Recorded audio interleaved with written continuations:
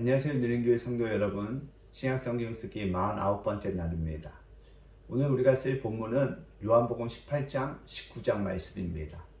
여러분 18장부터 19장 말씀에는 이제 예수님께서 그 겟세마네 동산에서 이제 예수님을 잡아온 무리들에게 이렇게 이제 잡히시고 그리고 여러 신문을 재판을 받으신 이후에 이제 십자가에서 못 박혀 죽으시고 그리고 마지막으로 아리마대 요셉이 그 예수님의 시신을 자기가 판 새 무덤에 안치하는 것으로 이렇게 내용이 구성되어 있습니다.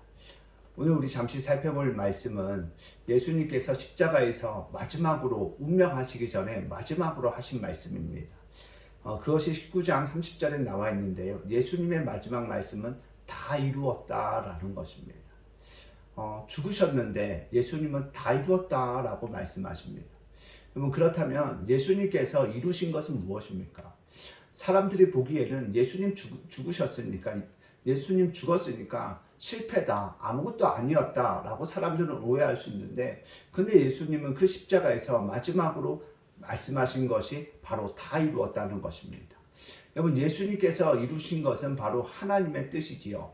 하나님의 뜻은 무엇입니까? 죄 없으신 예수님께서 죄인들을 위하여 대신 죽으심으로 말미암아 그 사실을 그 예수님을 믿는 자들마다 하나님의 자녀가 되어지는, 그래서 예수님을 통해서 하나님의 자녀가 되어지는 그 구원의 길을 예수님께서 이루셨다는 것입니다.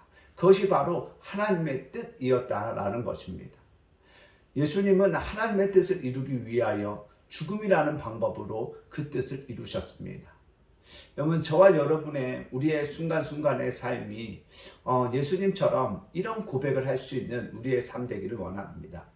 주님은 우리에게 순간순간 여러 사건들, 여러 상황들 속에서 주님의 뜻을 이루기를 원하십니다. 하나님의 뜻을 이루기를 원하십니다. 내 뜻이 아니라, 내 생각이 아니라 하나님의 뜻을 이루기를 원하십니다.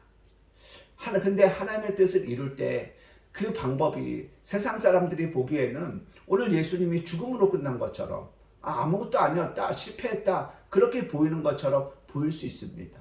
근데 그 안에는 하나님의 뜻이 있었습니다.